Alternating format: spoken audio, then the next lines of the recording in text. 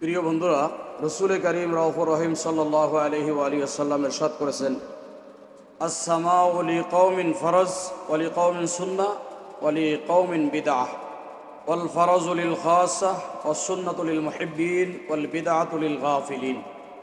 রসুল করিম সাল্লাল্লাহু আলাইহি ওয়া আলিহি ওয়াসাল্লাম ইরশাদ করেন, মাহফিলে সামা কিছু লোক আছে তাদের জন্য ফরজ, আর কিছু লোক আছে তাদের জন্য সুন্নাহ, আবার কিছু লোক আছে তাদের জন্য বিদআত। রাসূল করিম সাল্লাল্লাহু আলাইহি ওয়াসাল্লাম স্পষ্ট করে দিয়েছেন, ওয়াল ফরজু লিল খাসসাহ, যারা আল্লাহ এবং আল্লাহর রসুলের খাস ব্যক্তি তাদের জন্য মাহফিলে সামা হচ্ছে ফরজ, ওয়াস সুন্নাতু লিল মুহিব্বিন, এবং মুহিব্বিন মুহাব্বতকারীদের জন্য হচ্ছে সুন্নত, ওয়াল বিদআতু লিল গাফিলিন, অর্থাৎ যারা গাফেল। কেমন গাফেল? যারা শরীয়তের আমল থেকে গাফেল তাদের জন্য মাহফিলে সামা বেদাত। শরীয়তের কর্মকাণ্ড যারা পালন করে না তাদের জন্য মাহফিলে সামা করা জায়েজ নেই।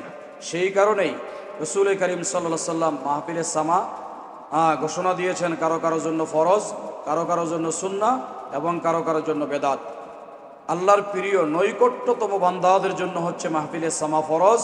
আল্লাহ রসুলের মোহাব্বত যাদের অন্তরে বিরাজ করে তাদের জন্য হচ্ছে সুন্নাহ, আর যারা আল্লাহ রসুল থেকে শরীয়ত, তরিকত, হাকিকত, মারিফত থেকে গাফেল তাদের জন্য মাহফিলে সামা হচ্ছে বেদাত। এটাই হচ্ছে উসুল।